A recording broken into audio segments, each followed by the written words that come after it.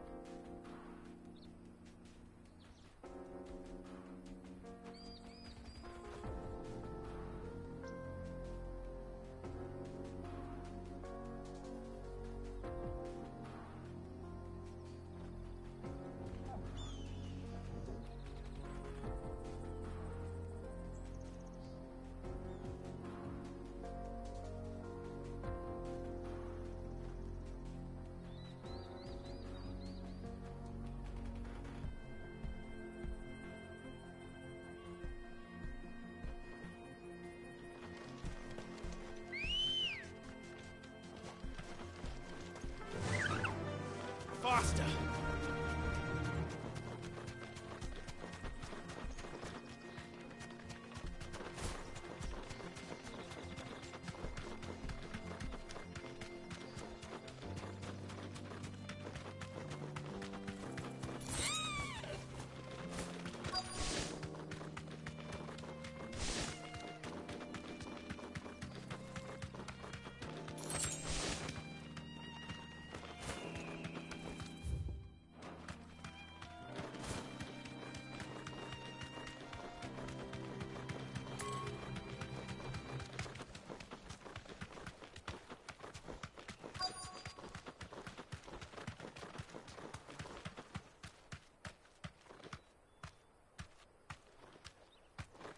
Thanks, girl.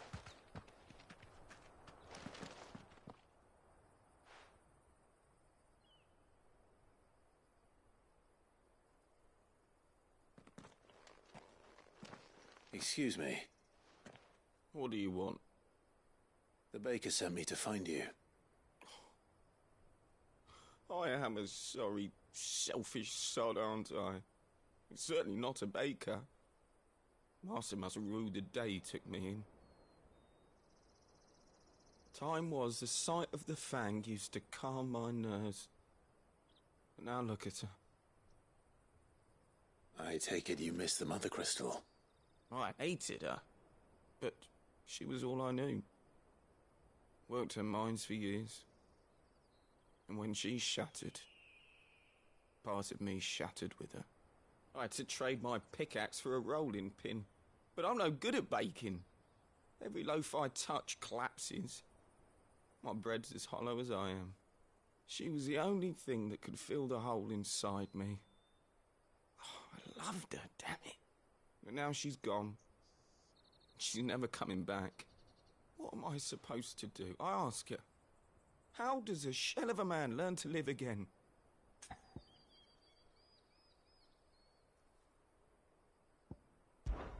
Try to remember the good times.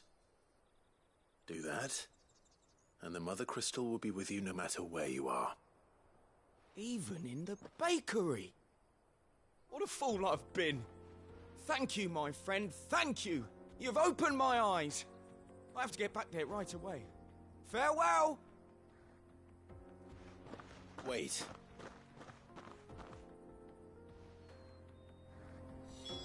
Suppose you won't be needing an escort then.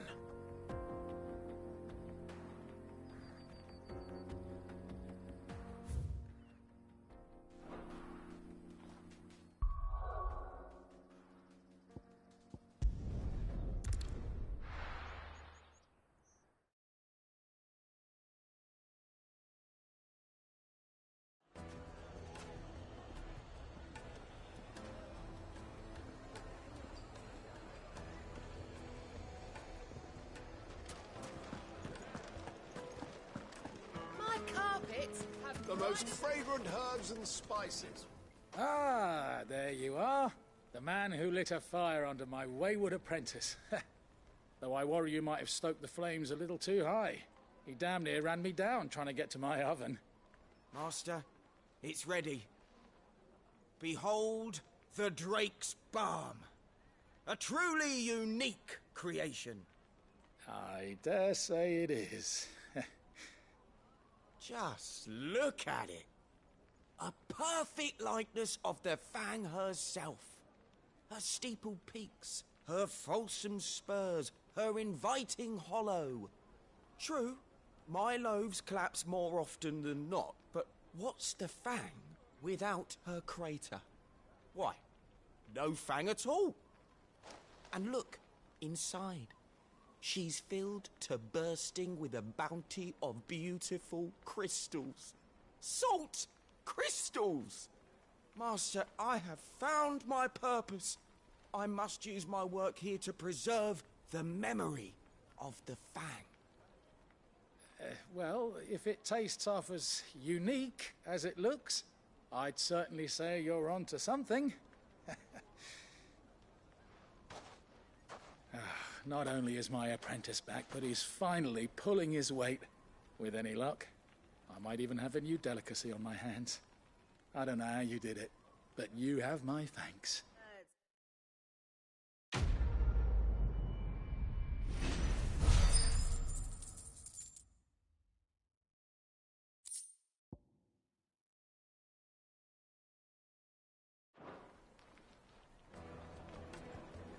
Now, Dusan, I know you're keen, but do you have to use the good salt? Leave some for the rest of us. Sorry, Master. I'll go and get some more later.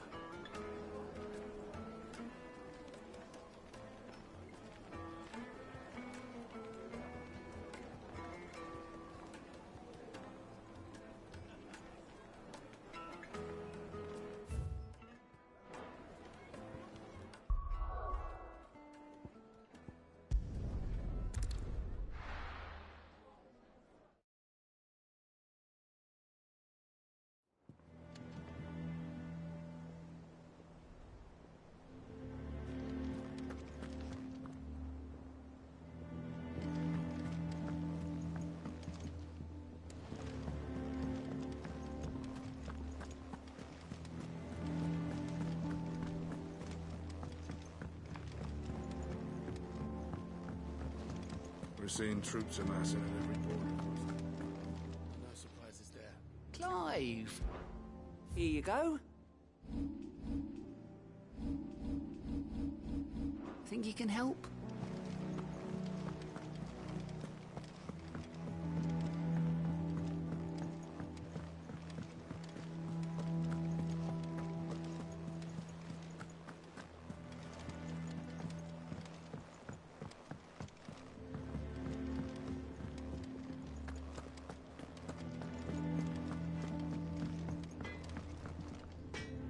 Blackthorn, can I ask a favor? Out with it. It's for Mid. This my last chance to say I'm otherwise engaged. Spare myself the arseache. Go on then. What is it this time?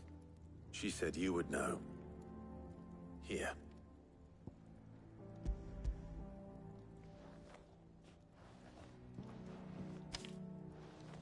Krieger's Tates. Well, I don't know what the hell you'd want this for, but I can make it. Won't be easy, though. And I'll need help. Get Gavinotto in here, will you? All right.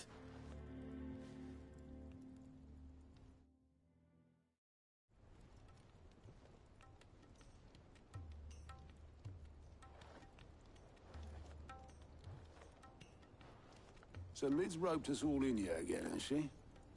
Typical. Still, if that's what it takes to get her to visit Sid's grave, I'll do what I can. And, what is it we need to do, exactly? Take a look at this. It's this plating. The usual saw grade steel won't work. We need something that can get very hot, very fast, and still keep its shape. That means an alloy. Something that won't break or buckle at the temperatures she's talking about. Which is where you lot come in.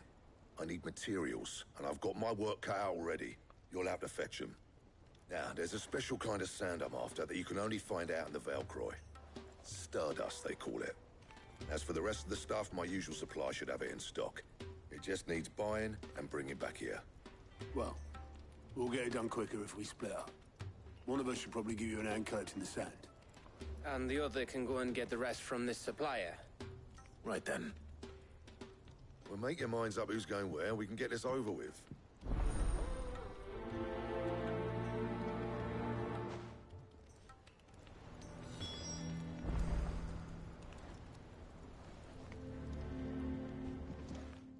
You going after the Stardust then, are you? Which one of these two lucky souls is going with you?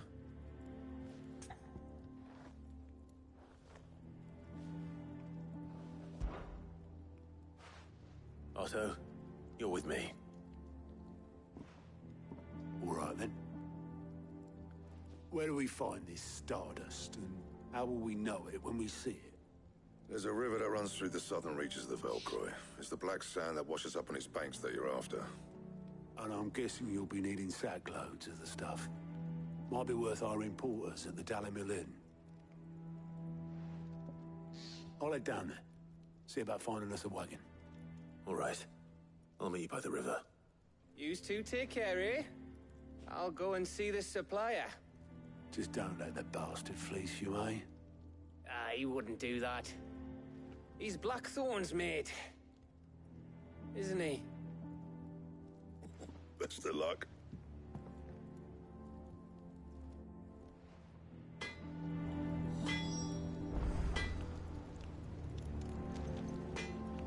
What do you need? What do you want?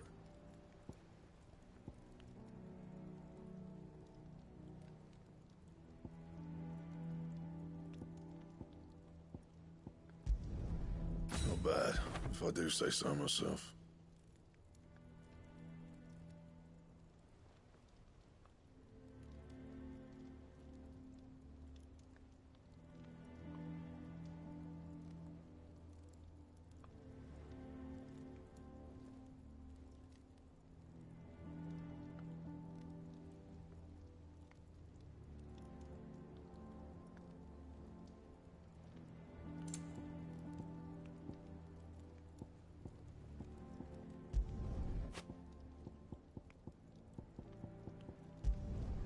No scratches, all right?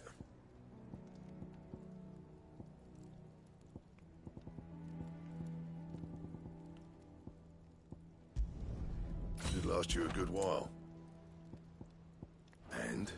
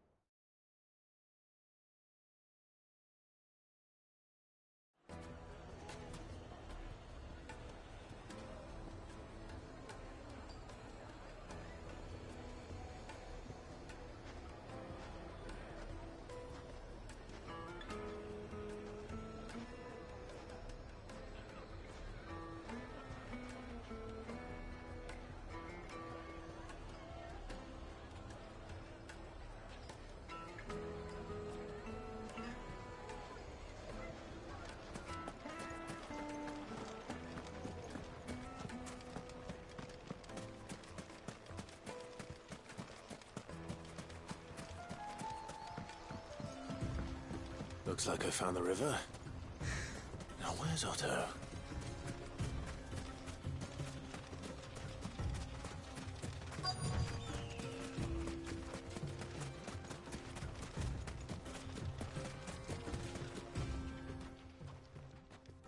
Otto, sorry I'm late. Oh, Clive. I had a quick scout about, and I reckon this area's our best bet. Seems Blackthorn's the only one who thinks smithing with his stuff. It's just lying here, waiting for any old fool to fill his boots. But unlike any old fool, you thought to bring a wagon. Well spotted. Now get filling.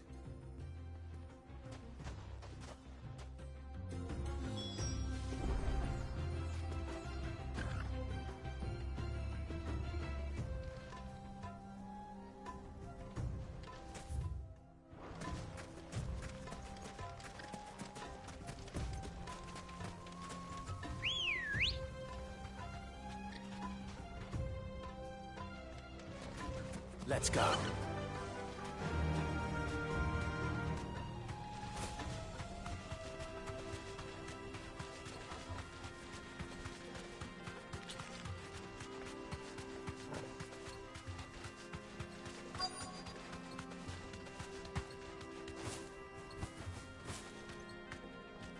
Be safe.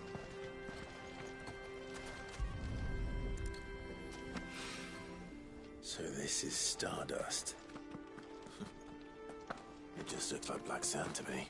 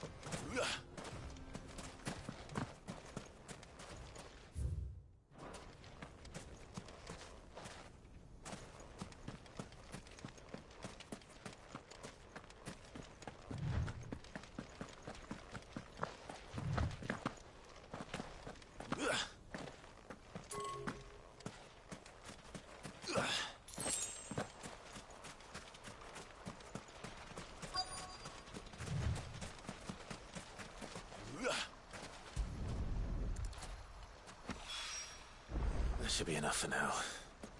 Let's see how Otto's getting on.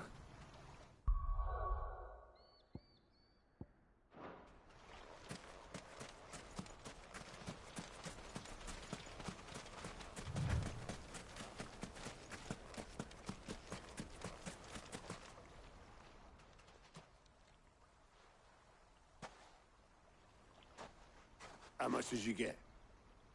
Enough. I hope.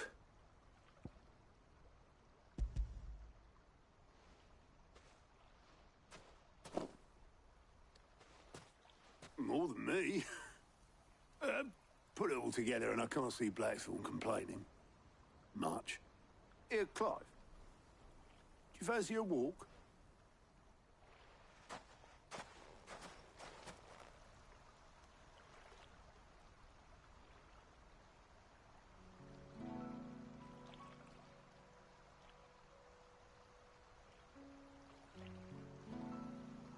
Sid would be proud. Of what? Of you, you idiot. The way you've carried on what he started. When we first met, I had you down as a spoilt little puppy who enjoyed nothing more than biting the hand that fed you. But 5 years on, you're the one doing the feeding. So thanks for proving me wrong. You weren't wrong. But I changed. Thanks to Sid. And thanks to you. When I suggested taking on his name, you were the first to back me. And if you hadn't, no one else would have. I couldn't have done any of this without you, Otto. Don't give over. You're making me blush. All I did was choose hope over despair. I gave you a chance, yes. But you're the one who took it. You took a rabble of homeless, hopeless outcasts and put them back on their feet. Gave them something worth fighting for, just like the old Cid did.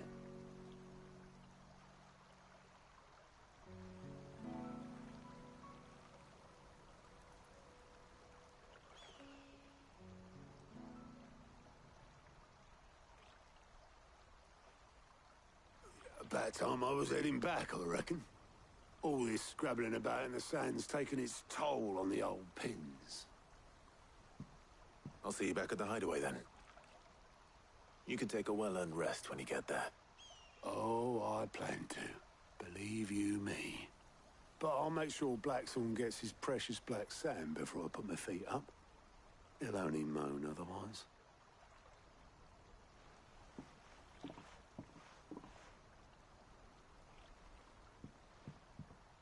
Right. Ready to go home, boy?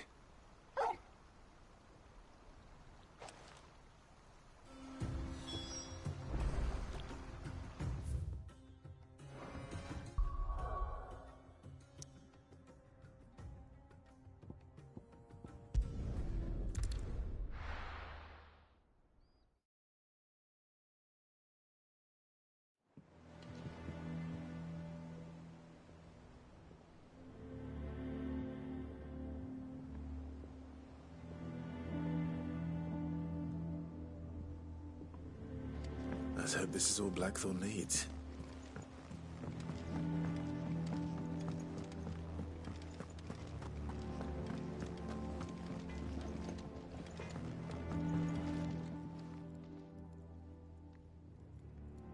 Blackthorn, got everything you need?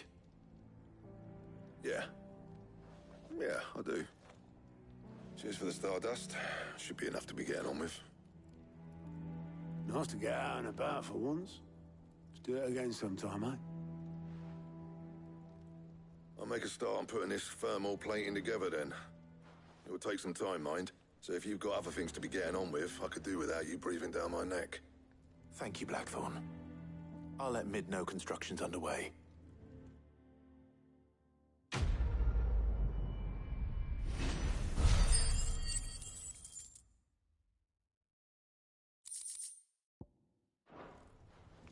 Suppose we'd better be getting back to work too. Give us a shout if you need anything.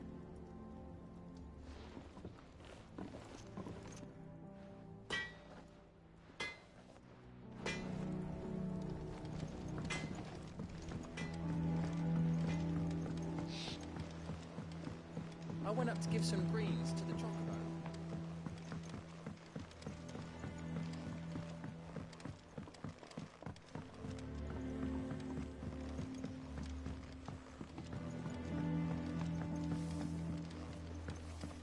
Editors started reading books that don't have any pictures in.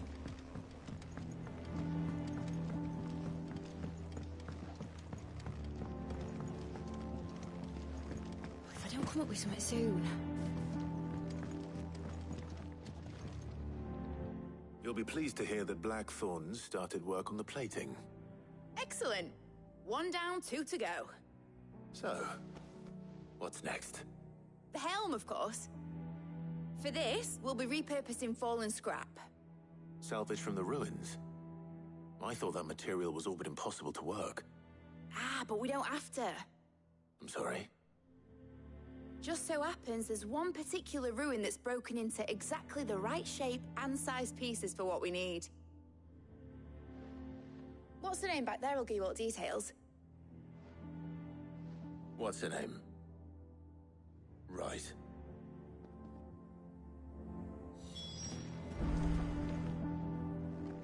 Oh, Cid, is this about the helm? Yes. Mid said I should speak with you. I'll show you the plans then.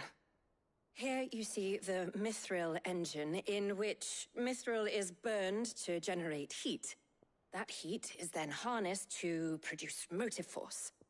Excess heat is dealt with by means of the thermal displacement stack, which disperses it into the surrounding air. Now, Were we to rely on thermal plating alone to achieve this effect, the rate of excess heat buildup would far exceed the displacement coefficient of the plating. In other words, the reactor would overheat and eventually explode. This is where the helm comes in.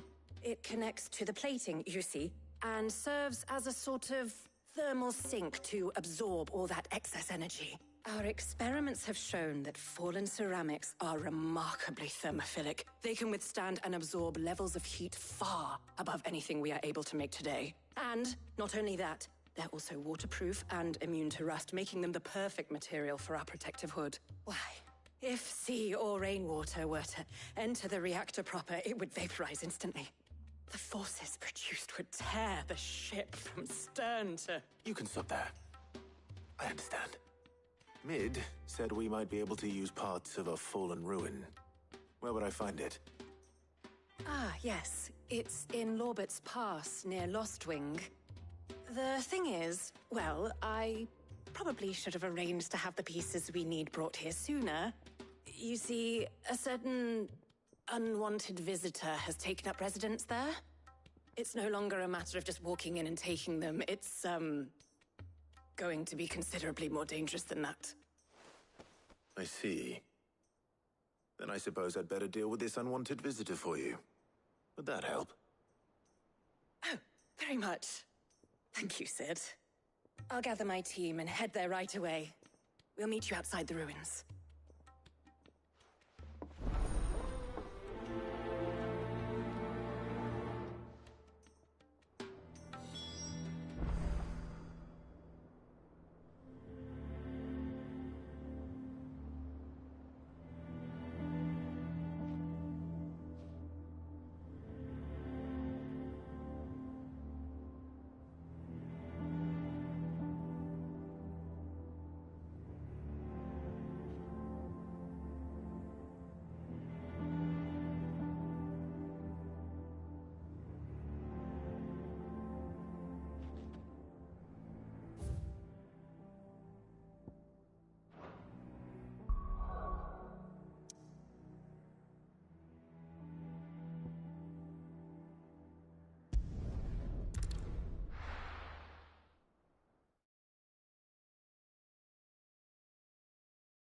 I'll be taking you all to a storehouse in the Bales.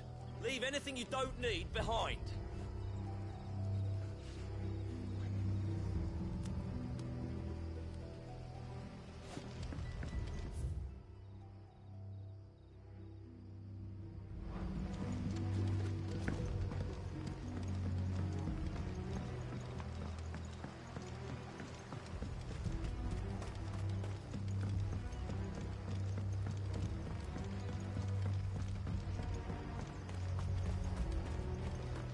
If you're ready, we leave at once.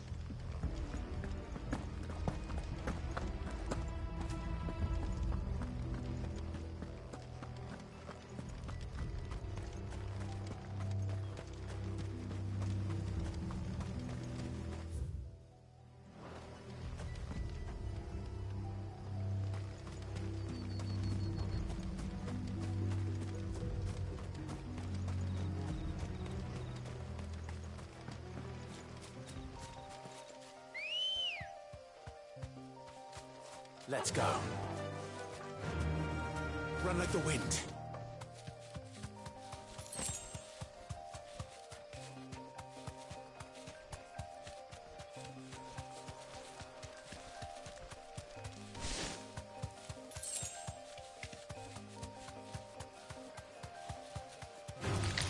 All right.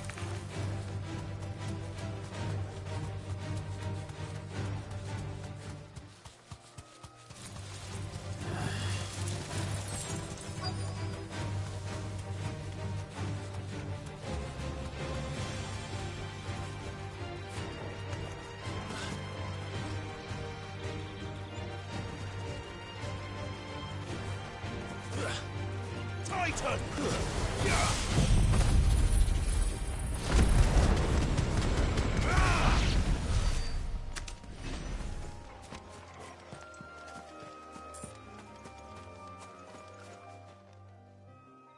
Oh, there you are, Sid. Thanks so much for coming. The, ruins are just over there, as is the creature I told you about, I'd imagine. Would you mind? Of course. I'll be right back.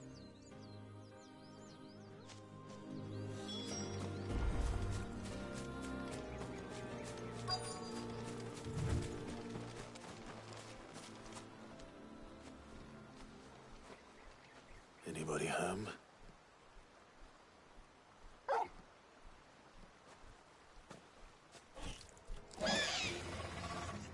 This must be our unwanted visitor.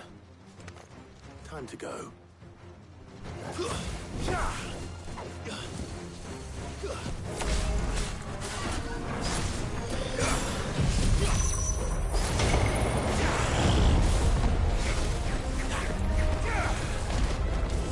Forgive me.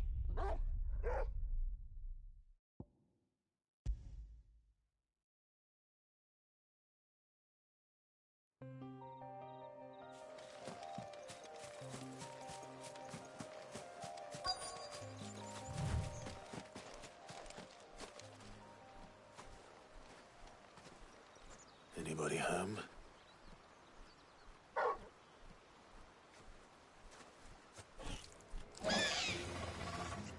This must be our unwanted visitor. Time to go.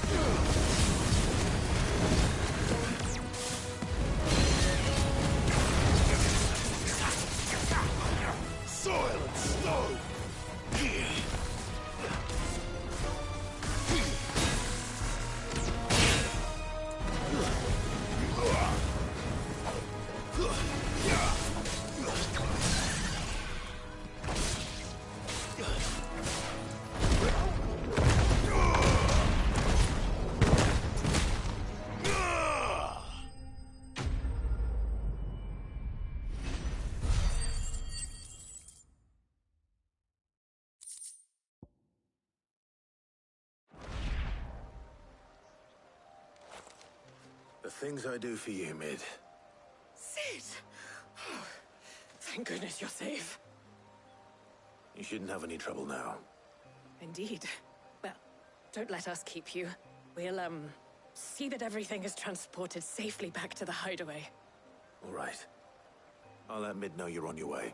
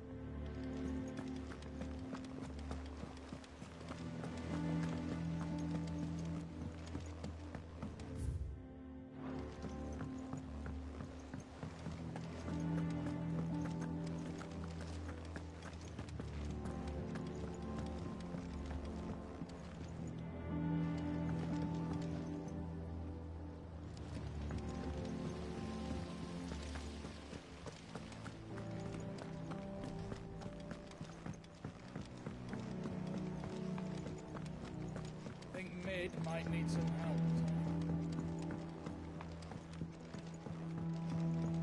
If I don't come up with something soon. Mid. Helena has recovered the material for the helm. She'll be along shortly. Excellent. Another job well done. And just one remaining. Right. Right, the shielding. This one's a bit of a bugger. How so? The plating's enough to stop the engines going pop, but those things will still be spitting out enough fire to set the rest of the ship ablaze. Which is why you need proper shielding. A prison for the dragon's breath that's blazing away inside. I thought a triple thick layer of tempered steel might do it. Or more of the stuff that the Fallen use, but they'd both be too heavy. The helm and the plating are bulky enough as it is. Add any more weight and the whole ship would be at the bottom of the briny before we'd even started. I need something light. But I've racked my brains and I just can't think what would do it. Well, if I were in need of obscure knowledge, I know whose counsel I would seek. Harpocrates. Tomes? Yeah, well, I'd thought of that, obviously. I've got all the details written down here. Can you take this to him, see what he makes of it? Right away.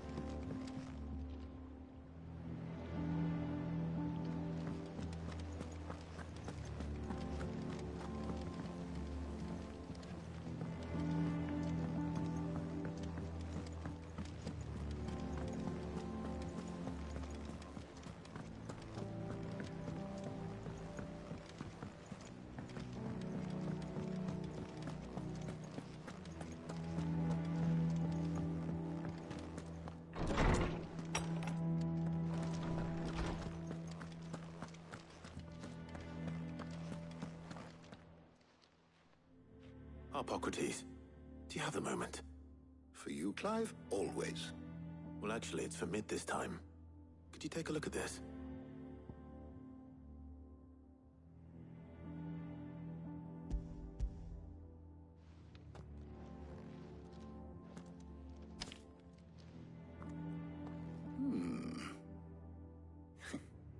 Shielding for a mithril engine?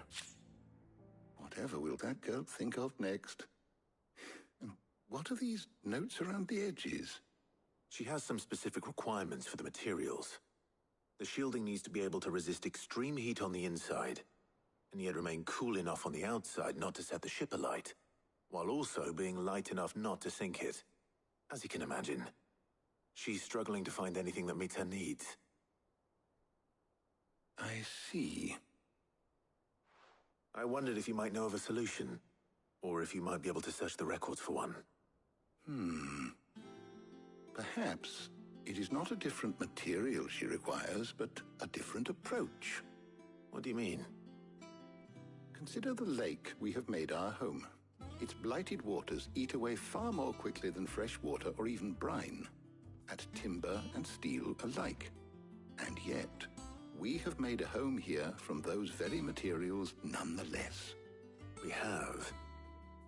But Bardolph must varnish every board twice over to keep it from rotting. And Obelus complains that without a constant supply of pitch. I see. Early Gregorian histories speak of a preparation known as moon dew. It is said to be able to resist even the most ferocious flames. Before the dragoons tamed the worms and wyverns of the realm, nobles would daub their castle walls with it in order to guard against dragon fire. So if we could recreate it...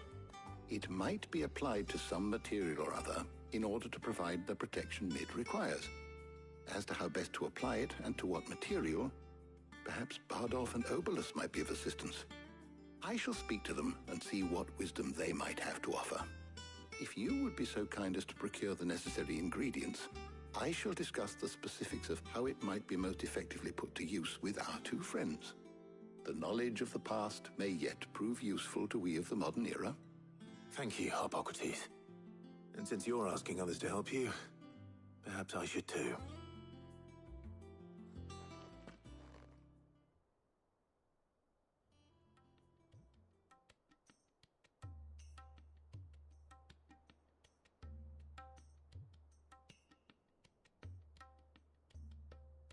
So you need a hand, do you? We do. I'll be heading to market for the ingredients we need. I could do with some help. And some company, too. The other can assist me in researching how best to prepare the shielding itself. Can we count on your aid? Always. Well, if Jill's game. Thank you. I am sure either of these fine young minds would prove indispensable in my research. I leave the decision as to who will go with whom in your capable hands, Clive.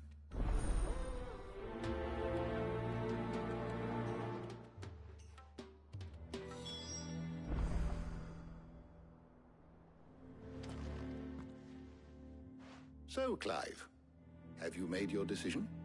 Who will accompany you on your little excursion? Very well. So then, what do we need to find? I have taken the liberty of preparing a list. Here. White chocobo eggs. Pepio nuts. Are you sure this list is right? Everything on here seems very edible. I would have thought the ingredients would be a little more exotic. Though these items may seem mundane, they have potent effects that are rarely exploited, effects for which they were once highly prized. So much so, in fact, that they were harvested almost to extinction, hence moon dews having fallen from favor. Now, of course, they can be obtained with ease. You should be able to find everything you need at the market in Northreach. Is that so? I've been meaning to visit Northreach anyway. I'll set out now. Join me there when you're ready. I will. Until then. You two enjoy yourselves. You too, Talia.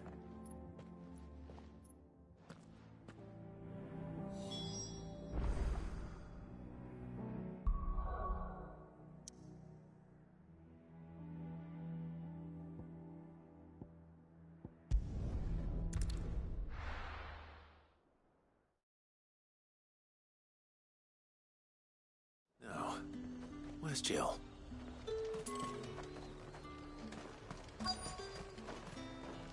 And what can I do for you? I'll be here if you need me. Keep them pilchers nice and chilled. I won't have you spoiled. Are those Pepio nuts? How goes the hunt for ingredients? I've only just started. I'm sure everything we need is somewhere amongst all these stalls, though. Why don't we split up and see? We'll take a couple of ingredients each. All right. What am I looking for? How about you look for the Pepio nuts and some garlic? I'll find the other things we need. We can meet by the gate when we're finished.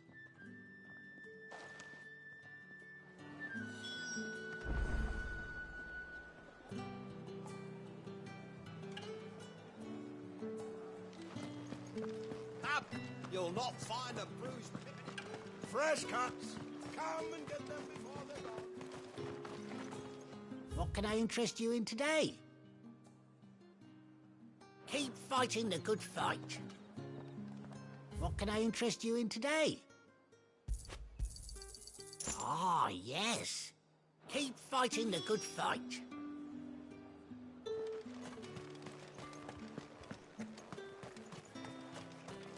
How the hell is anyone supposed to afford that? What do you want? Go on, take it. That's everything. Let's see how Jill's getting on.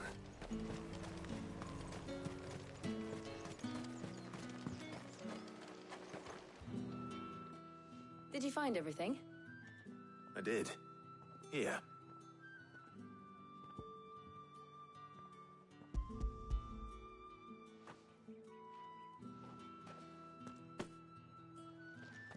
garlic and pepio nuts. Perfect. Now all that remains is for Harpocrates to somehow turn all this into what Mid needs to keep her engine cool.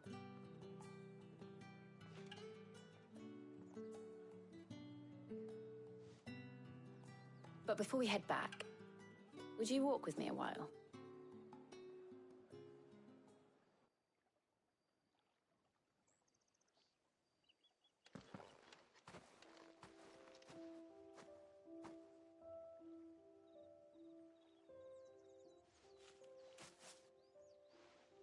Thank you for asking me to help you today. It makes a nice change. It does. It's good to get away from all the battle and bloodshed for once. Just being here reminds me of when we were children. Do you remember? Walking down Market Street in Rosalith, taking in the sights and smells. How could I forget? What with Torgal's antics. Remember how his nose would prick up at the scent of sausages? He'd go racing away and we'd have to go running after him. We wouldn't catch you now, would we, boy? Was there anything you wanted to buy for yourself while we're here? There was, yes. Well, sort of. Molly in the kitchens told me about a place that sells particularly good pies. Thought you might like to share one with me. I would. Thank you. And I saw some bread.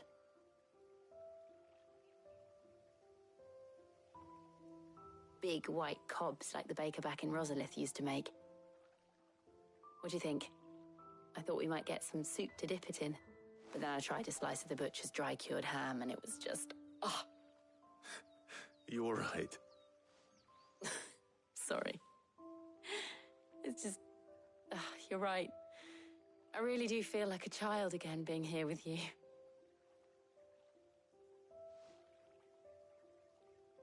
Clive. Is it wrong of me to enjoy this? No, Jill. This is how life should be. And it's how our lives will be when our work is finally done. When we can live on our own terms. I hope so. Thank you, Clive.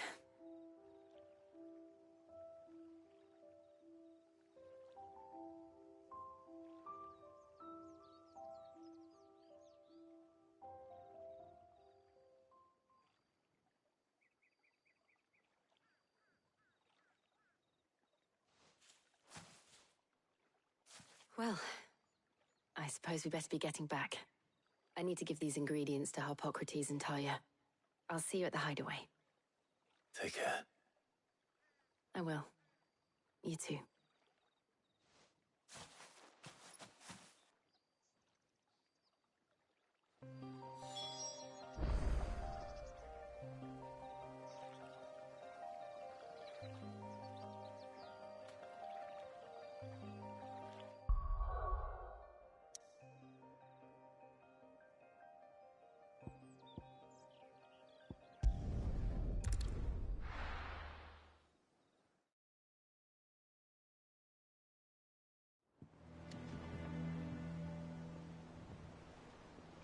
I wonder how Harpocrates is getting on with the moon dew.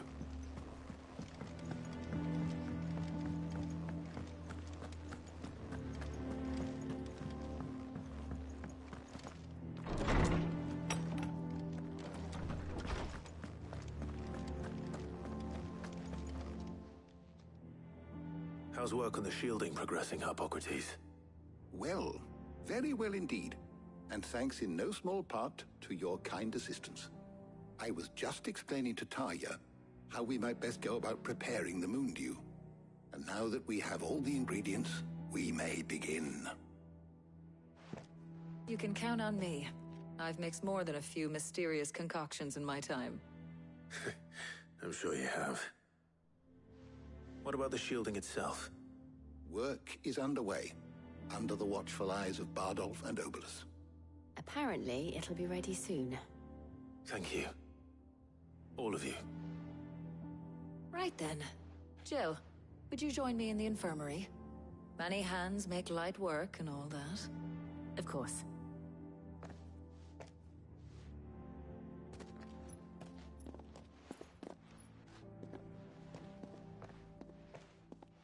Oh, and Clive, thank you. It was nice just being with you.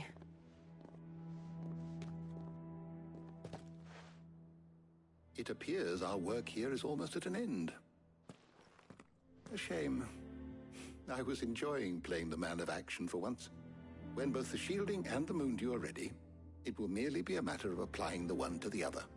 Followed by a rigorous process of testing and retesting, of course. Perhaps someone ought to warn young Mid of that. Leave it to me. Thank you, Hippocrates.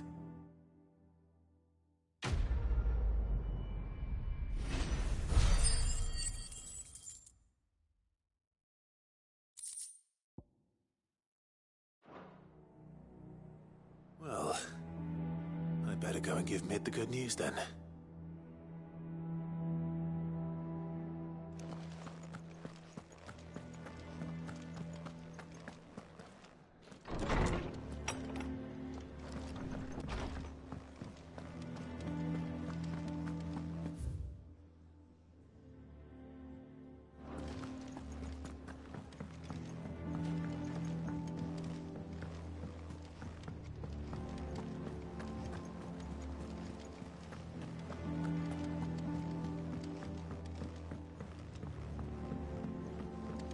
We're seeing troops amassing at every border post.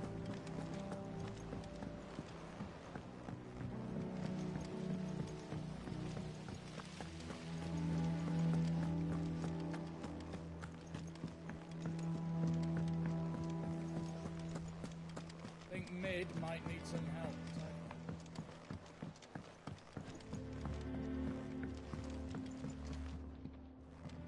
Sorry to keep you waiting, Mid.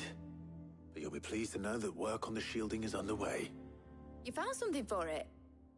In a manner of speaking, Hippocrates knew of a substance that's highly resistant to heat. A coating that should provide the protection you need. He's supervising the construction and testing of the shielding as we speak. Brilliant! I knew you wouldn't let me down. Don't thank me. I'm just the errand boy. Right then, better start working out how to bolt all these bits together. To the Black Hammer!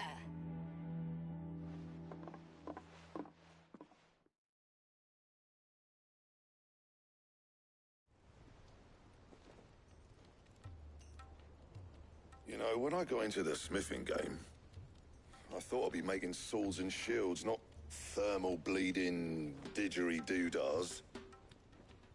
Displacement stacks. Same difference. Whatever you call it, I ain't putting it together in here. It's cramped enough as it is.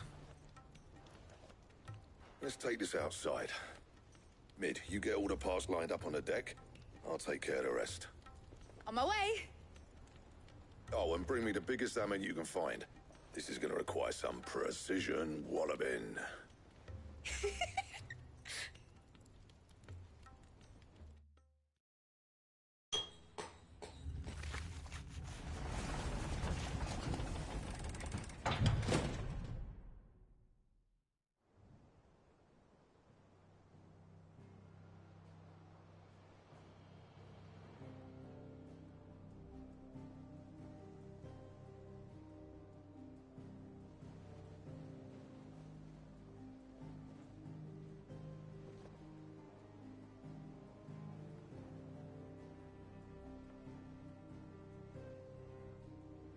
It's finished! It's finally finished! Thank fuck for that. I'll be feeling my hammer arm for weeks. Thank you, Clive, Blackthorn, everyone. That's one down and just 3 more to go. I'm sorry. Oh, didn't I tell you? The Enterprise has 4 mithril engines, and we'll be needing a displacement stack for each. You don't mean... Don't worry. Now they've got a finished one to work off. My gang in Canva can build the rest. Good luck to them, I say. Right, I'm off to get a sling for this elbow. Any other work comes in, keep it to yourselves, eh?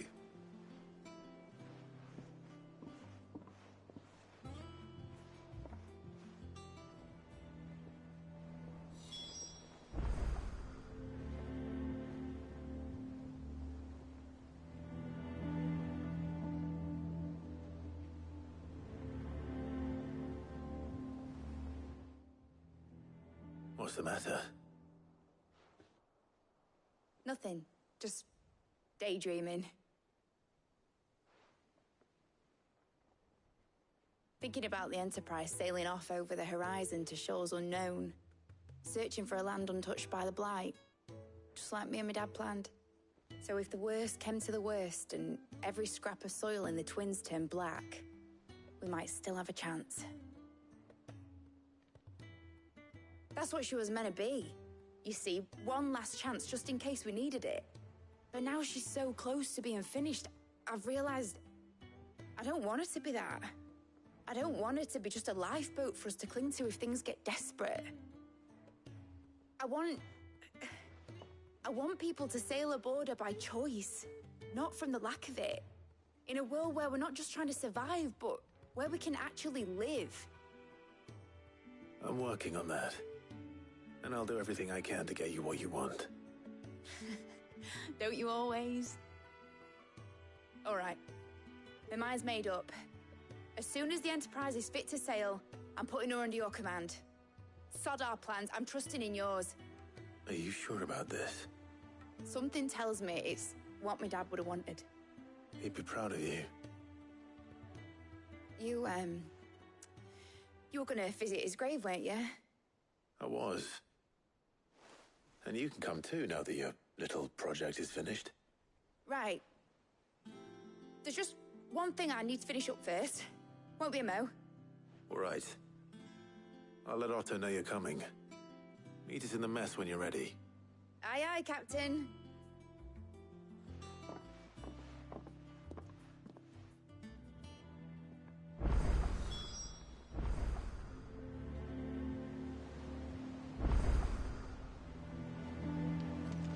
They told me she was building a ship. Really?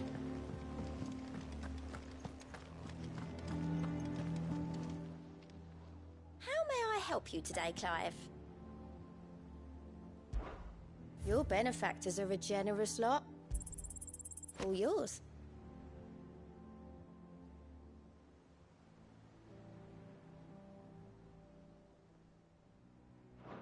Come again.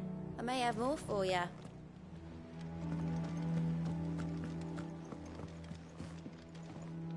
And how may I assist you today? How may I help you today? Thus ends today's lesson.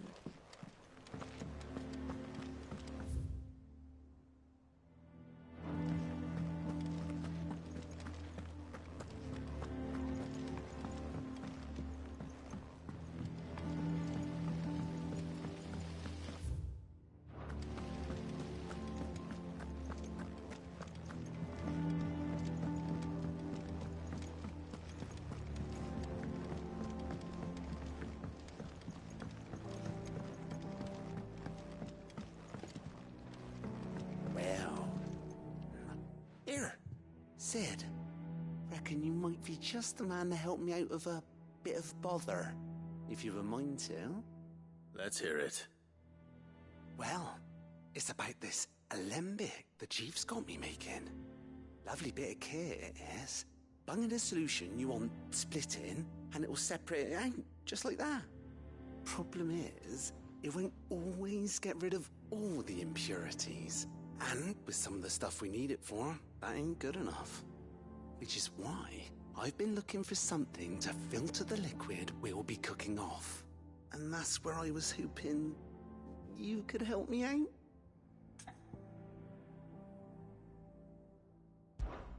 I imagine Ty could get some use out of this alembic too. Distilling medicines and the like. All right. Why not? Proper job! So what exactly do you need for this filter? Nothing but bomb ash'll do, says the Chief. Gave me a sample she'd obtained from the university stores. Couldn't believe my eyes. You pour the blackest blight water through it, and it comes out clear as a mountain stream. So, I did a bit of reading about where I might be able to get hold of some. And do you know what I found out? It's only the blimmin' bones of a bomb king.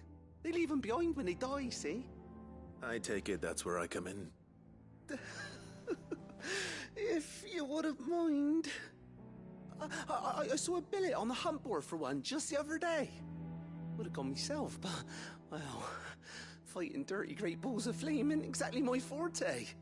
You, on the other hand... All right. I'll see what I can do. Thank you kindly. And good hunting, eh?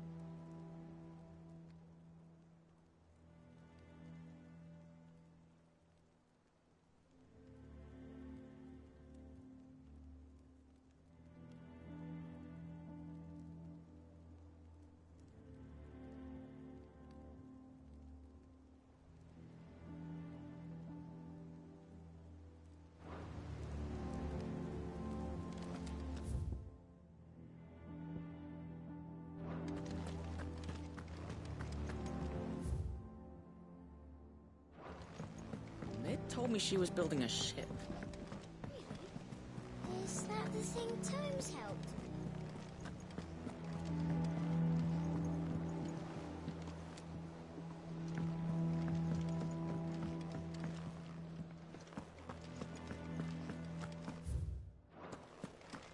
He cracked the crystal too.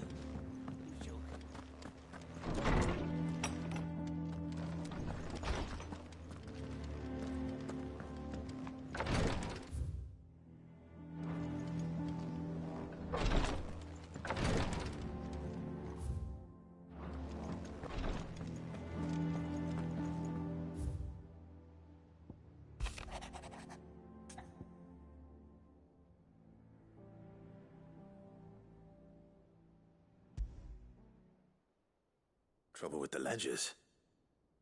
Shouldn't he be asking Otto for help?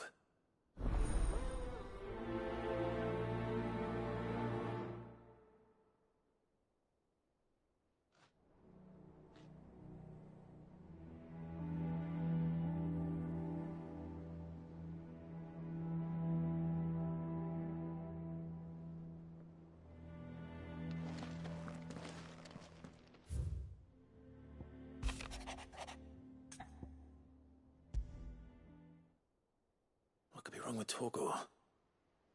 He seemed well enough when I last saw him.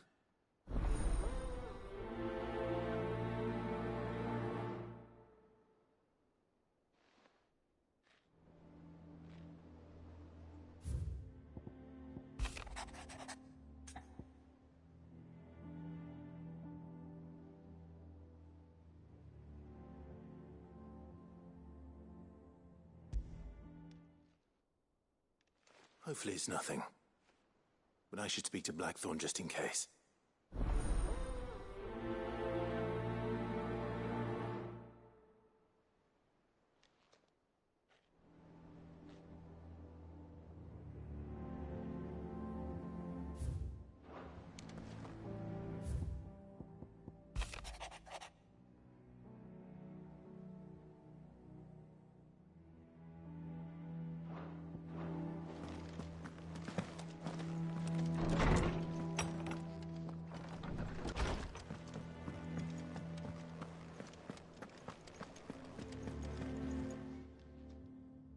I got your note. You think something's wrong with Torgal? So you can read. Congratulations. But I didn't say I were wrong with him. I said something weren't right. He's not been eating me treats. He used to love cracking the bones from Molly's boiled brown, but now he won't so much as look at them. Didn't like him. Which is why I'm of a mind that his mind's on something else. You've not been working him too hard, have you? No harder than usual. Is that it, boy? Do you need a rest? What was it you said he was? A frost wolf? That's what the lawsman seems to think. Then maybe this all has something to do with whatever it is that's woken inside him. I suppose things have been different since Rosalith. Perhaps Hippocrates knows something. Instead of everything, you mean? Perhaps.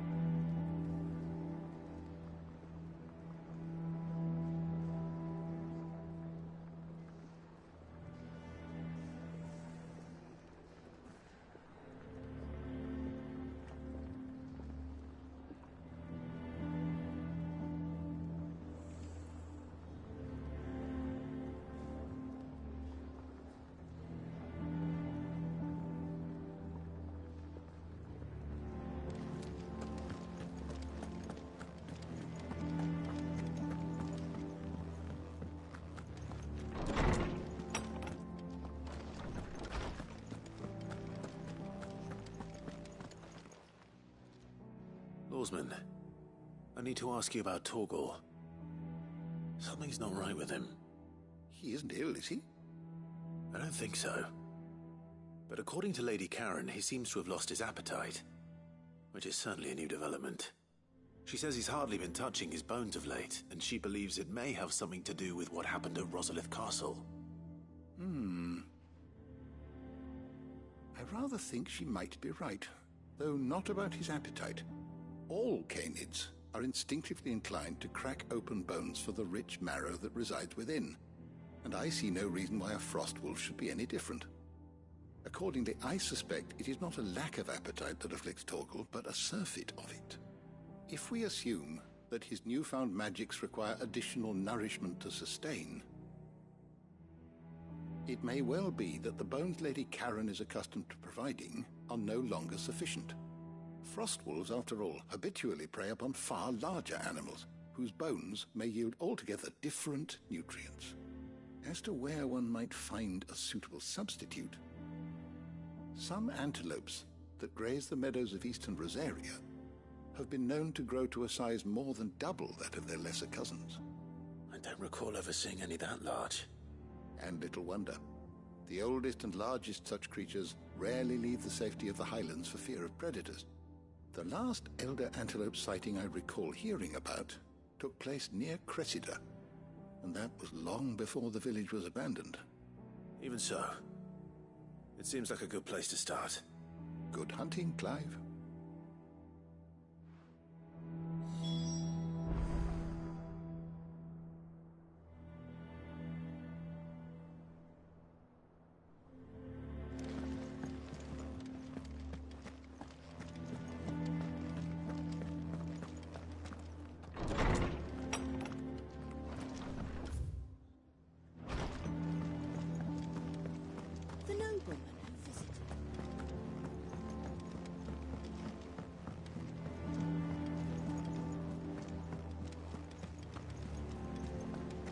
Is that the thing Tomes helped with? Mid told me she was building a ship.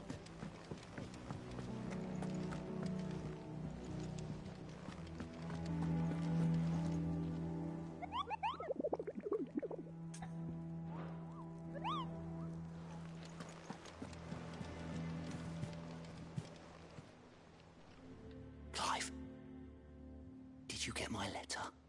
That's why I'm here. Shh. I don't Better. A little. Listen, I've some bad news. It turns out the Hideaway may be slightly behind in its payment to certain lenders, and it may be my fault. But I swear to the goddess, I thought I had the numbers square. Sadly, that square turned out to be more of a circle. 0, you might say. I can straighten it out, I swear, but it's going to take some time, and I'm going to need help keeping it from Otto. Bit late for that, I'd say. There you are! What a surprise! So let me get this straight. You forget to pay our lenders what they're due, and instead of coming straight to me, you get Clive to come to you. And I hope he'll dig you out of the hole you've dug for yourself. Clive, the man in charge of the place you've been cheerfully trying to bankrupt. And you thought this was a cunning plan. Why? Well, who needs paying? Oh, just Martha.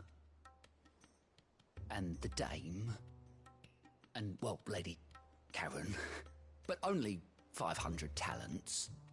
We owe 3 of our most trusted friends 5 million gil. Each. 5 million each. They lent us the bulk of the money we used to rebuild the Hideaway, you see, and, well, I must have made some sort of oversight. Those ledgers were my responsibility, and it was my decision to entrust them to you. This is my fault. Do we have that much to hand? I can always ask my uncle. No, we don't. And no, you won't. We've lightened Lord Rosfield's purse enough. After the king's ransom we had off him, he deserves better than to see our begging bowl. Besides, we'll need to learn to stand on our own if we're gonna make this work. All right. But that doesn't mean you have to shoulder the burden yourself. Is there anything I can do to help? There might be. How'd you fancy taking these to Martha and the Dame? Rocks. Rocks, he says.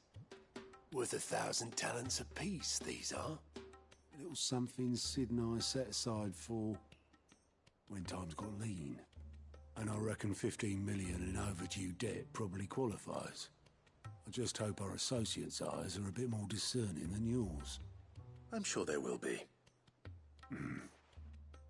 Should be me making the rounds, really. But you know how it is with this place. Orders to bark, arses to wipe, and all that. I know. Which is why I don't mind going in your place. Go. Do you know why I only gave Master Clive here 2 star rubies? Because you'd rather Lady Karen killed me. Because I'd rather Lady Karen killed you. Yes. Well, I suppose this is goodbye then. Don't worry. I'm sure Karen will understand. Really? Do you think so? No, I don't.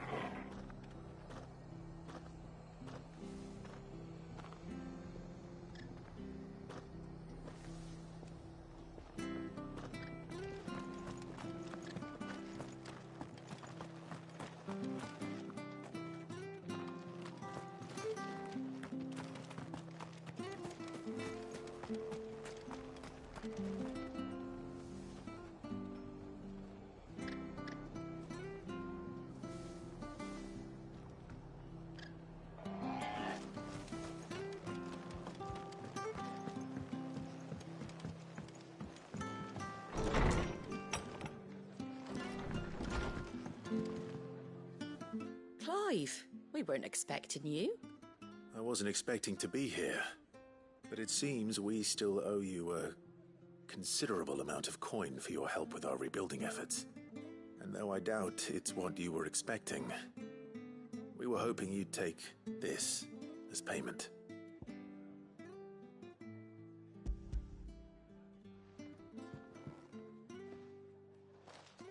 A star ruby? I can't accept this. It's worth at least twice what you owe me. More if you can find yourself the right buyer.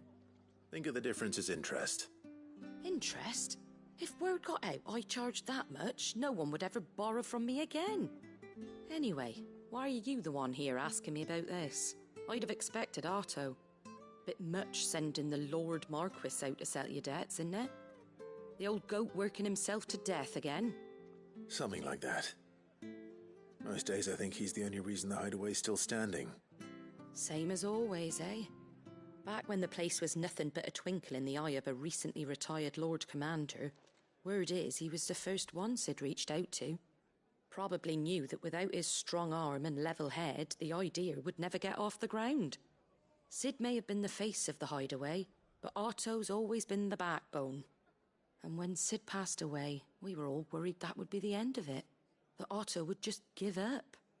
His death was hard on everyone. But it must have hit Otto hardest of all. But he didn't give up, did he? Quite the opposite, in fact. If I recall, he was the one who nominated you as Sid's replacement, and rallied the rest around you. I reckon what he saw in Sid, he saw in you too. And don't we all? Doesn't hurt that you're half as stubborn and twice as handsome, neither. That, and you keep good company. I suppose I do.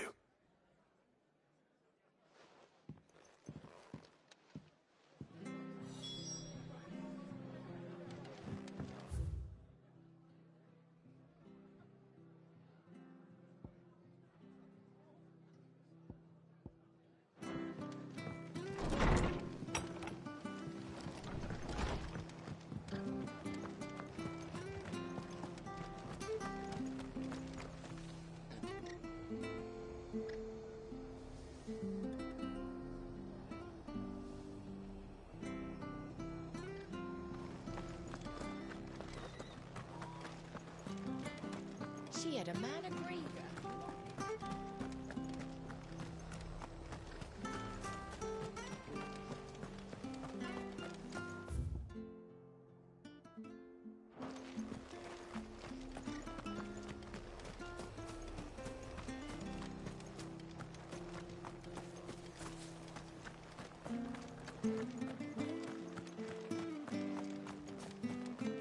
Please, teach me how to fight.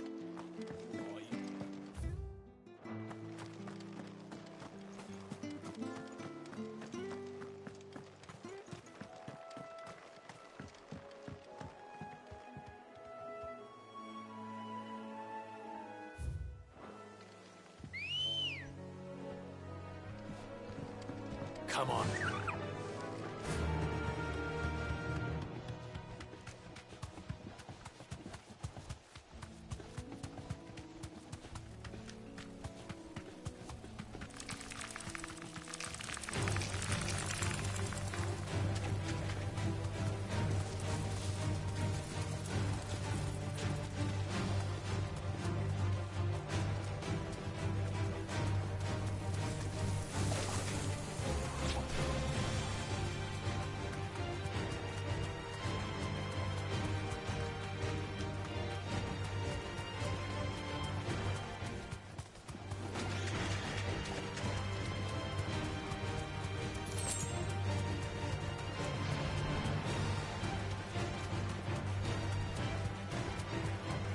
Certainly quiet.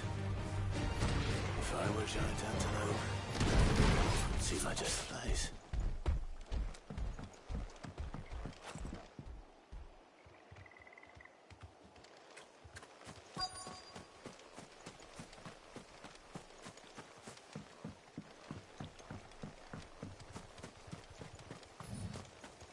I Scout will find one bigger than that. You hungry, Torgal?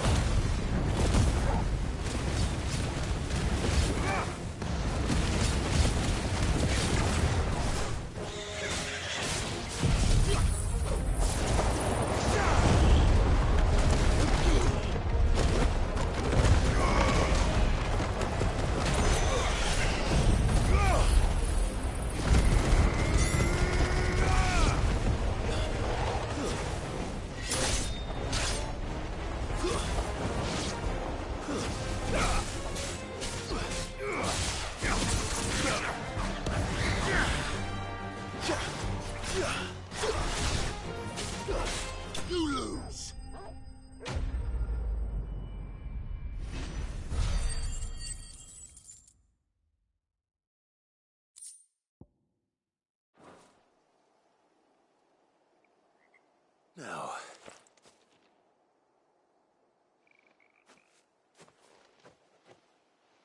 will it be enough, I wonder?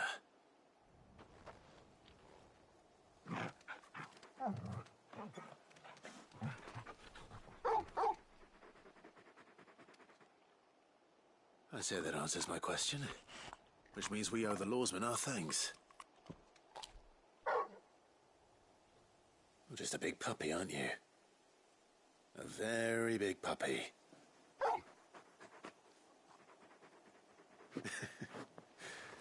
You do know you can take that with you, Torgal. Lady Karen will be relieved to hear you've got your appetite back. Come on, boy.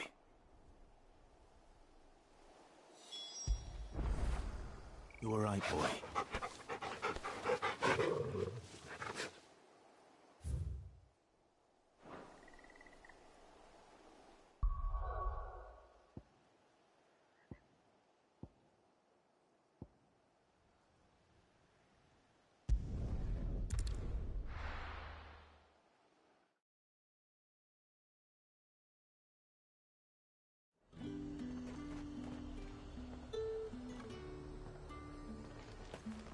There's talk that the glass gate flooded.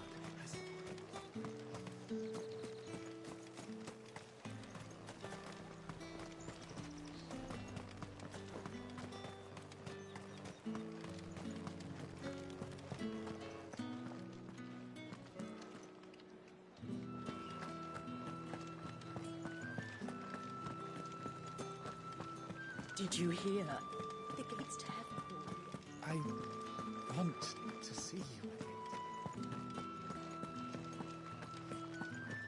What am I going to do without Sweetwater and oil of talc? Still no caravan?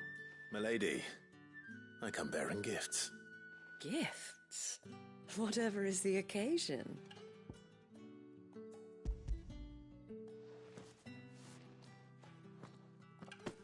Oh my. Clive, you really have outdone yourself.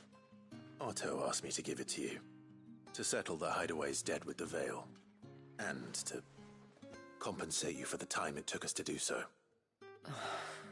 You disappoint me, Clive. I thought you might finally be warming to me. Tell Otto he can keep his baubles. I tried to tell him as much the first time around. The man owes me nothing, nor does the Hideaway. My contribution to the restoration effort was made freely and willingly. It was the least I could do. You once told me Sid did you a kindness. I'd like to do the same. Please, accept it. For my sake. And for Otto's. For all of us. For all you've done. It is rather fetching, isn't it?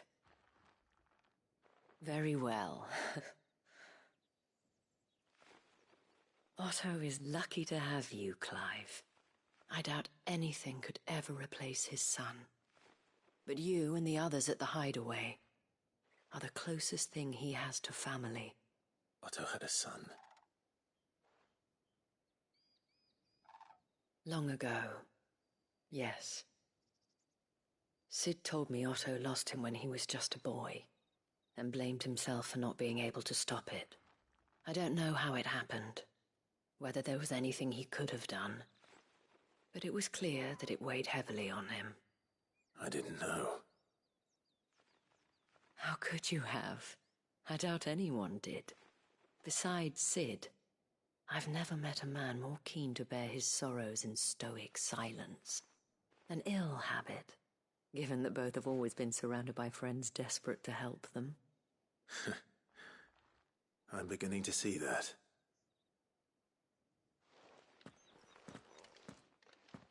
Go will want to know the stones were delivered, if he's still with us.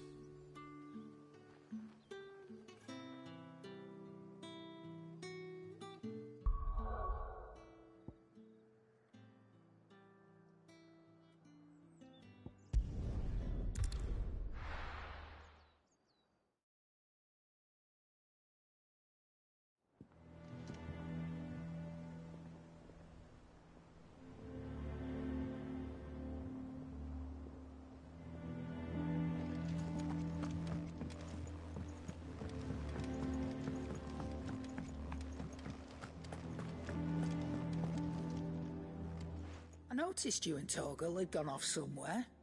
Take him for a walk, did you? You could say that.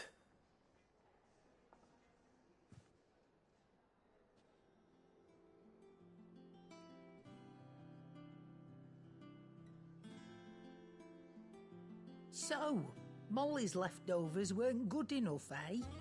That'll teach me for treating you like you're still a pup. All right, no need to shout. Now we know what you're after, I can see about getting some in. Speaking of which, I brought one for later. Can I leave it with you?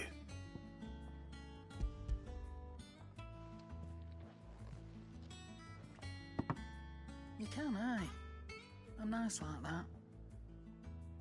In return, you can thank Tomes for me.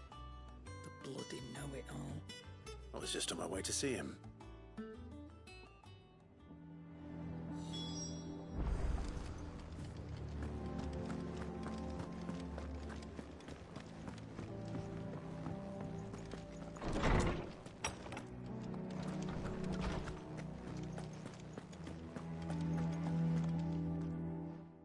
Clive, were you able to locate your quarry? We were indeed, Lawsman. You pointed us in exactly the right direction. And Torgal's been a very happy hound ever since. Very good, very good. Lady Karen sends her thanks, by the way, for your part in solving the mystery. Ah. But that reminds me. After your last visit, I found myself pondering Torgal's talents. Do you recall our conversation concerning Lady Jill's role in Torgal's transformation? About how she somehow woke the power within him? Precisely that. A reasonable conclusion, I thought. But one which raised certain questions in my mind. You see, the Fenrir of legend served Shiva and Shiva alone. And while the powers attributed to him are certainly impressive, the records imply they are somewhat different in nature to those you described Torgal as having used. What are you suggesting? That Torgal may be the beneficiary of more than one icon's power. Consider that in addition to Lady Jill, he has served as a loyal companion to you, your brother, and even the late Sid. In short, the icons hitherto near at hand, or should I say at paw, have been diverse and plenty. And that number has only grown as the realm's dominance have fallen to your sword. One can but speculate as to how all of this has affected Torgal. He has seemed more fierce of late. And if I am not mistaken, he will grow fiercer still. We are fortunate indeed to be able to count him amongst our allies and not our adversaries. Oh, he's more than an ally. He's a friend.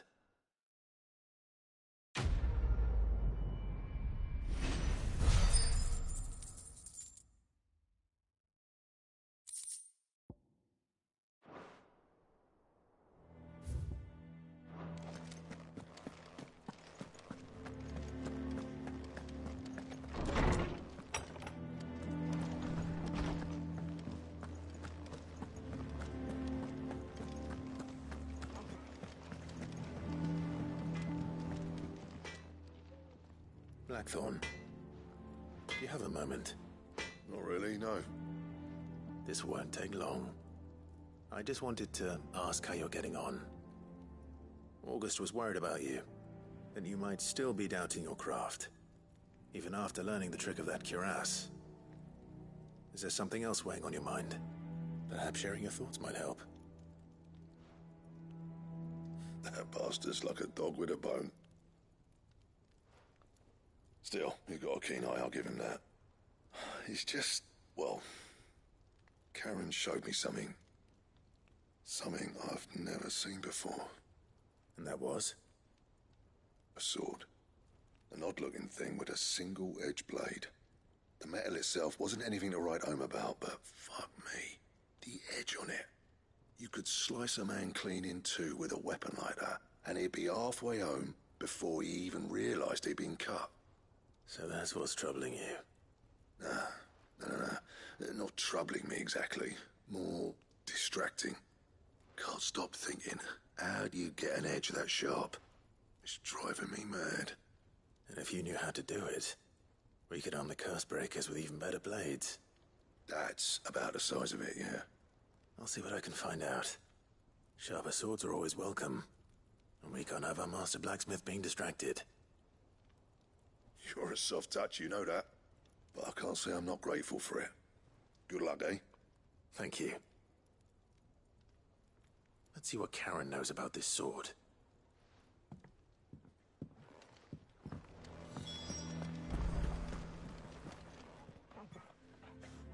You're looking well, Karen.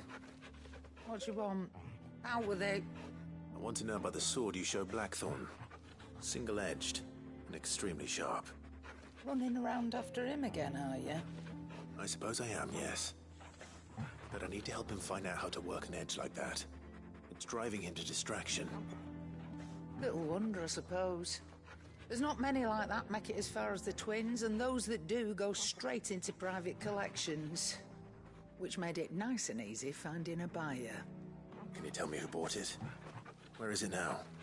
You think I tell people who my clients are? Suppose you're not likely to go nicking him off me, are you now? Fine. If you stop mooning at me like that. Lord Ignac's the man you want. Dalmekian bloke. Collects weapons and the like. And he's got more money than sense, which is why he's one of my favourite clients. Reckon he'll still be at the inn in Dalamil, where I left him. Thank you, Karen. Oh. And he's a touch eccentric. If you take me meaning. I appreciate the warning.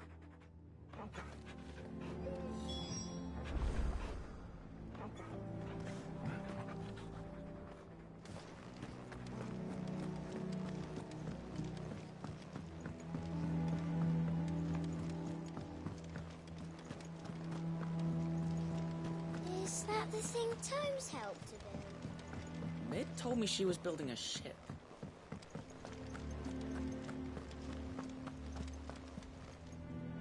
Goat. Still alive, I see. So Lady Karen accepted the ruby. Ah, about that. I tried my best, but she was just too stubborn to take it. She threw it right back in my face, in fact, and told me I could stick my stupid stone where the sun don't shine. Karen refused payment. I hope it wasn't something I said. I'm sure you were as tactful as ever. Let me see what I can do. Oh, wonderful. I hope you have better luck than I did.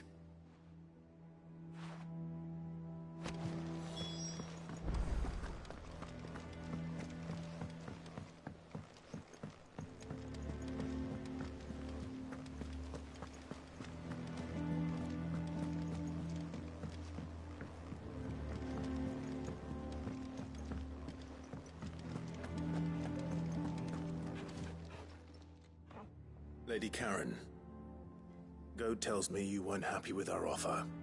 Would you prefer the debt was repaid in coin? What debt? I don't recall lending any of you lot me hard-earned gil. I may have tossed a talent or two in the Hideaway's coffers, but those were donations, and you can hardly call it charity if you go asking for it back. Of course not.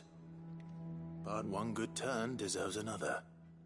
And our circumstances have changed. Surely you wouldn't shun the gratitude of a pauper who happened to have become a prince. Oh, so you're a prince now, are you? Fine. But I'm selling it and taking what I'm owed, then you're getting the rest whether you like it or not.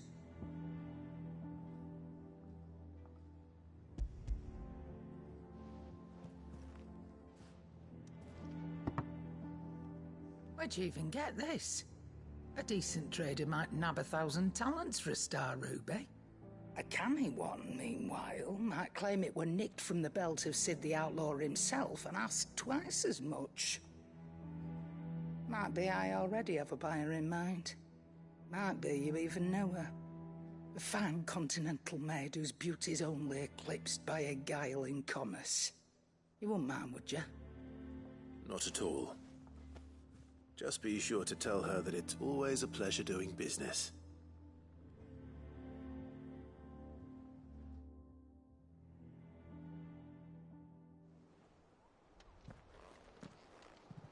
I hear you ended up delivering all 3 stones. Thanks to this lump. I sometimes wonder what I pay you for. Speaking of which, I still haven't been paid last month's wages. Oh, so you remember what's owed to you then? Get your ass behind that disc of yours and don't get up before those ledgers are square. Right away.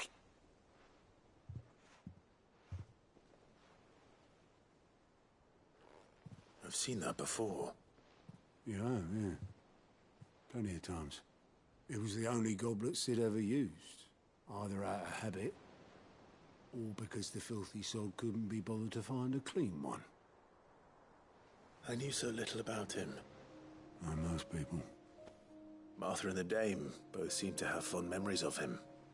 I bet they do. How long did you know Sid before he... Before he died.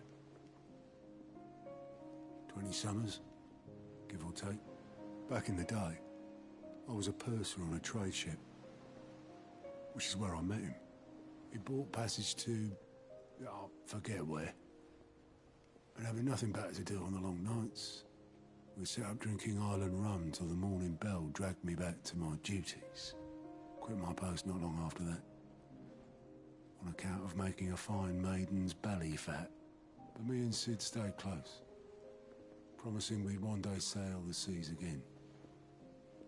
That was before fate stepped in and said she was having none of it. The magic woke inside my son soon after his first name day, and there was no hiding his knack. Couldn't you and your family have... My family were the ones who summoned the constable, wanted the monster taken away. I couldn't turn my back on him, forget what I felt, and I couldn't for the life of me understand how they could. Luckily, Sid was of the same mind as me.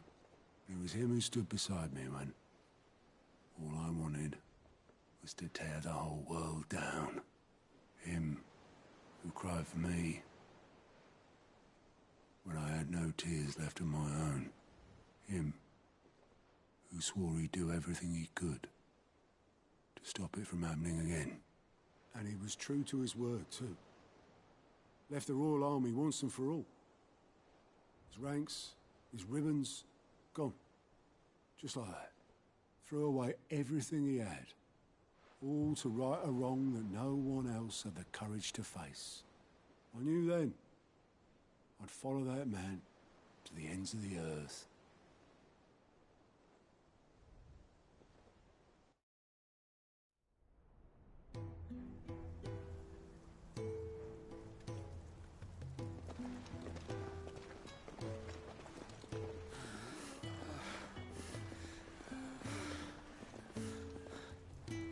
He was always too clever for his own good, was Sid. Saw the world for what it really was, while the rest of us were content to go along with the lie we were shown. And it can't have been easy, bearing that burden alone.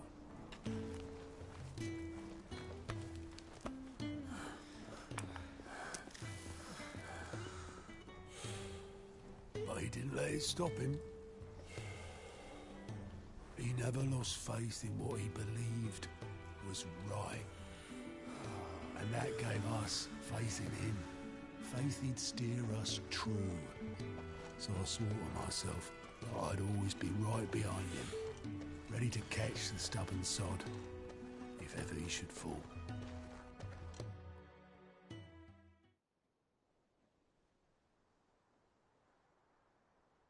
But I couldn't even do that.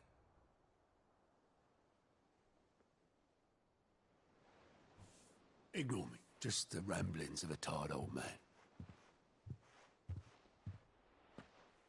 Leave that lot. I'll tidy it up in a bit.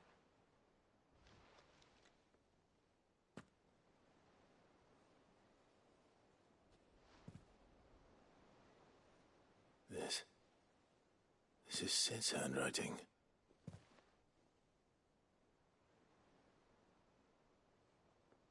Dear Otto. I may be drunk, but I wanted you to know this place would be fucked without you. Love you, you grumpy old sod.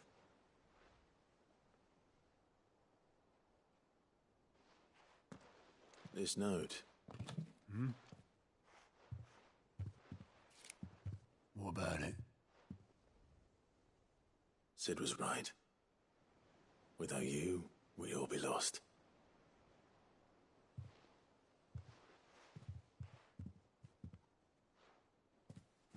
He should have bloody well said so then. Just once. Before he went. But then, why would he? Him, or anyone. I'd only have told him to piss off.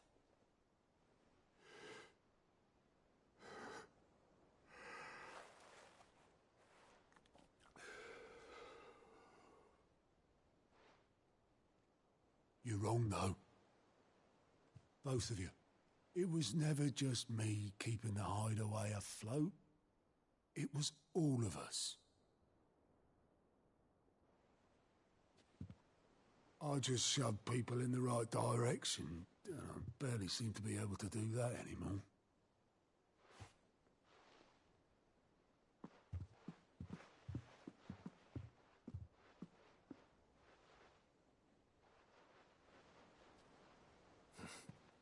Would you rather go at the helm? Well, maybe I've got a few more years left in me.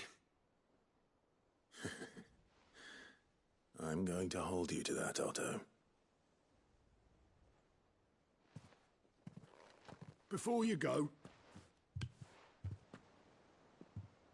Sid would have wanted you to have this.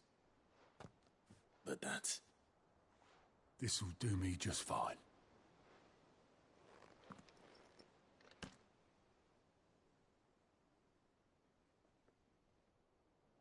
Thanks for the ray of sunshine. I'll see if I can't pay you back. Already have.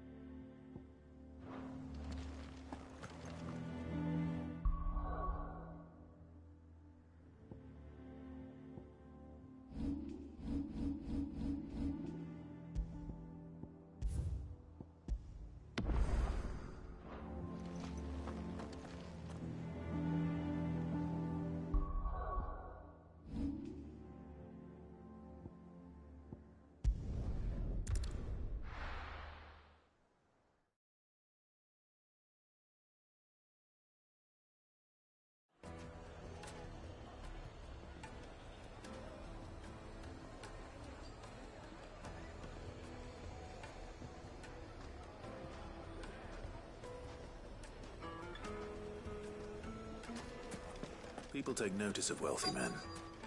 Shouldn't be too hard to track down Karen's collector. They're saying Drake's Fang is gone. The whole Mother Crystal gone. What are we gonna do? Calm yourself. We don't know for sure. It could have just been a tremor.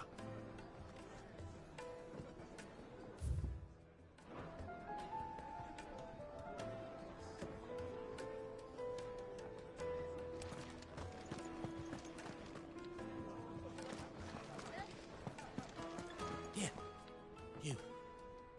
Listen. I've got this theory. The Fallen. I don't think they all fell. Some of them are still living among us. You could be one of them. I could be one of them.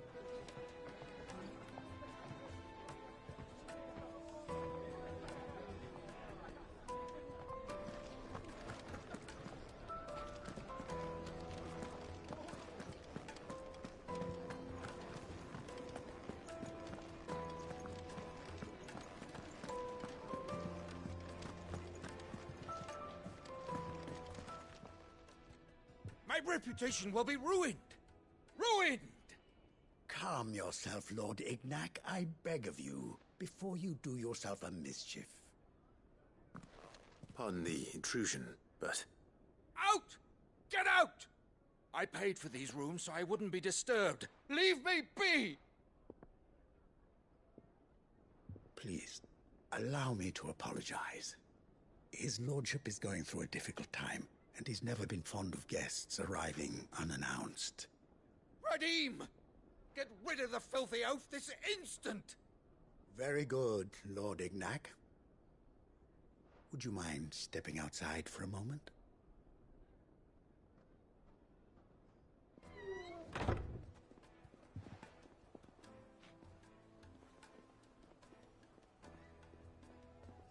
I'm sorry if I've caused you any trouble. That? No. That's just how his lordship is. Though the morning's events have left him somewhat fractious. He has been dispossessed of his luggage, you see. The thieves also made away with a considerable amount of coin. Coin the innkeeper will soon be keen to collect. I don't suppose a certain blade was among the stolen items. A single-edged sword. It was purchased from a merchant friend of mine. Ah, you know Lady Karen. Yes, I'm afraid it was. Then I'll retrieve Lord Ignac's luggage. But I have one condition. You have but to state it. You are welcome to anything that is within my power to grant. I want an audience with Lord Ignac. A few minutes should be enough. Then I'll be on my way. A condition I would be a fool to refuse. Of course, you shall have your audience. I don't suppose you saw where the thieves went? I did not, no. Though some discreet inquiries made on his lordship's behalf mean that I know where you might find them. The bandit's bed. Every ill-gotten coin in Dalamon is said to pass through that disreputable corner of the Valcroy. And that's where I'm heading. I shall speak to Lord Ignac in your absence, and arrange for an audience upon your triumphant return. That will be very kind of you. Farewell, and best of luck.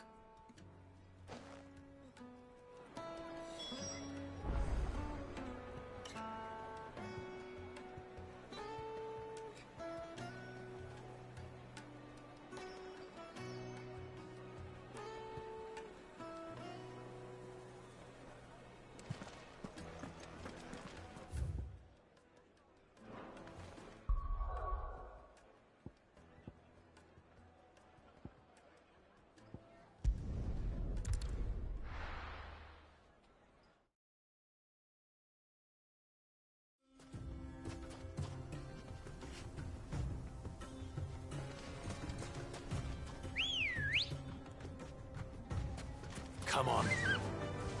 Yeah!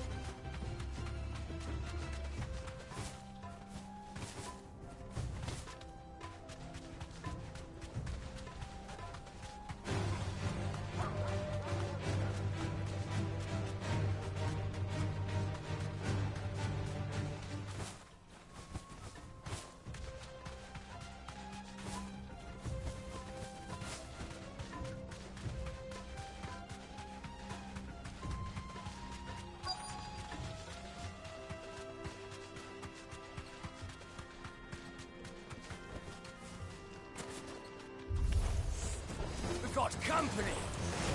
Come on, lads, let's tear the bastard's head off!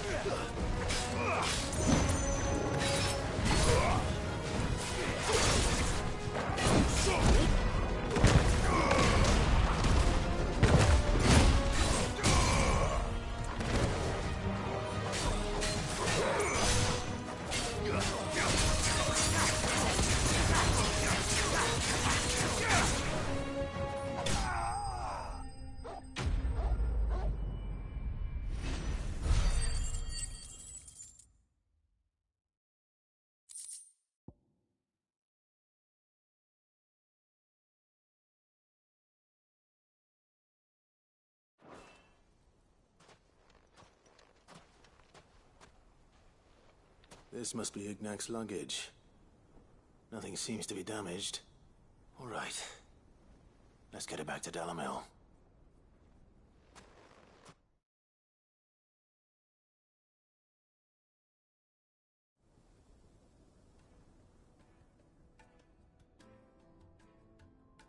I hear I have you to thank for the return of my effects. What shall I call you, my good man? Wyvern. Glad to make your acquaintance. A formidable name indeed. Well, Wyvern, I appear to be in your debt. Redeem here tells me you wished for an audience. Is that all? A few moments of your time should suffice, yes. You're a peculiar fellow, Wyvern. All right, speak. Master Wyvern was wondering if you could tell him about a certain single-edged sword you recently acquired. Oh, a true work of art, that one. Karen drove me hard on the price, but I would have sold her Radim here to get my hands on that sword. It was made in the Outer Isles, far beyond the Twins, and is used exclusively by the practitioners of a unique school of swordsmanship. They believe no combat should ever exceed a single strike, and hone their blades to such perfection that none ever does.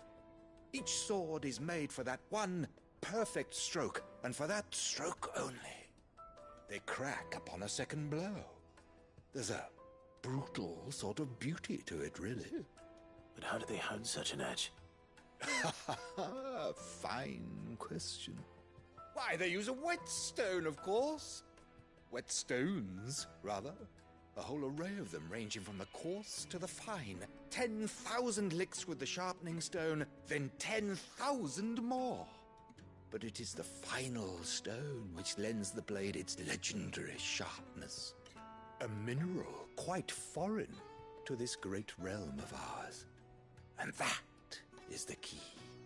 The secret ingredient. Wyvern, it occurs to me that my little lecture is hardly equal to services rendered. Take this, together with my regards. The very stone of which I spoke, far rarer among collectors than even the blade itself, and a far more fitting payment. Thank you. Pardon the intrusion, my lordship. However, it is long past time we prepared ourselves to depart. So it is. I am locked in bitter competition with a rival collector of curiosities. I am one step ahead of the unscrupulous scoundrel, but he is hard at my heels. And there are many other collectors out there. Too many to count, but only one do I consider my nemesis. Lord Byron Rosfield. And is a perennial thorn in my side. I can imagine. Farewell, Wyvern. May our paths cross again.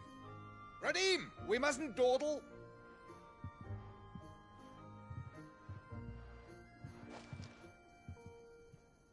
I think his lordship is rather taken with you, Master Wyvern. Thank you again for your assistance. Coming, my lordship. I'll be right there.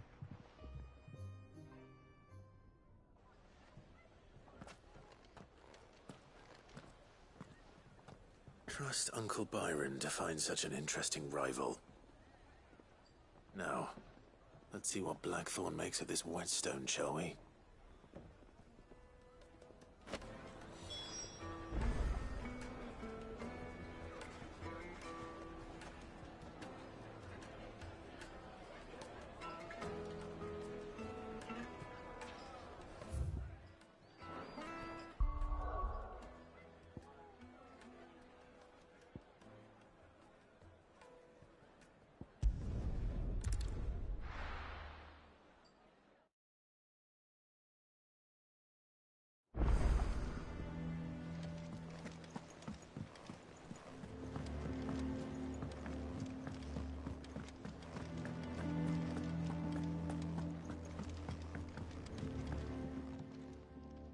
Sorry for the wait, but hopefully you'll agree it was worth it.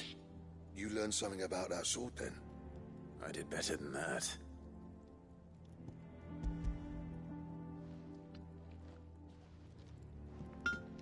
A whetstone? Yes. But not one you'll find anywhere in Valisthea.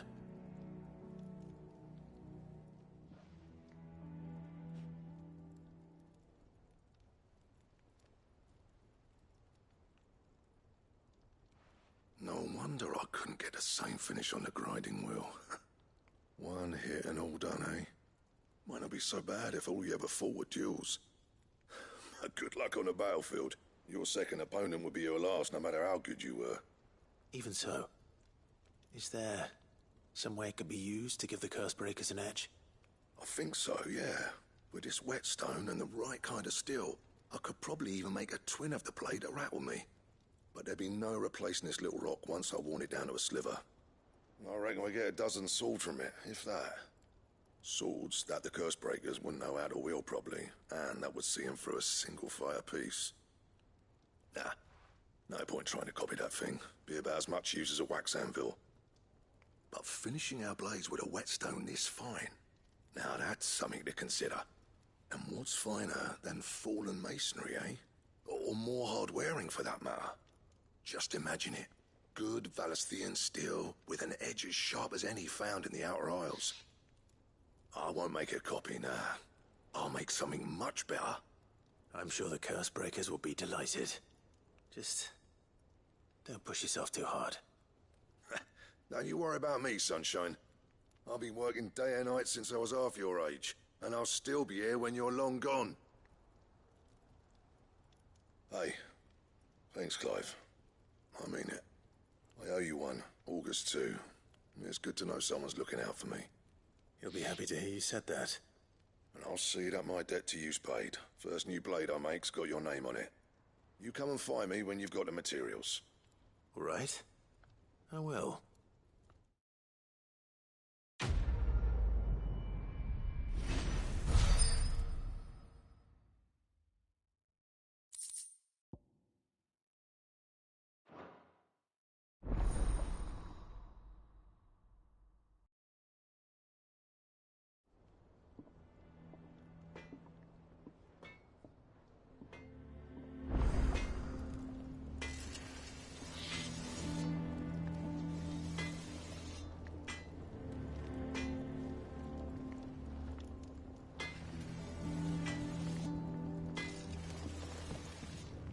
Clive? What do you want?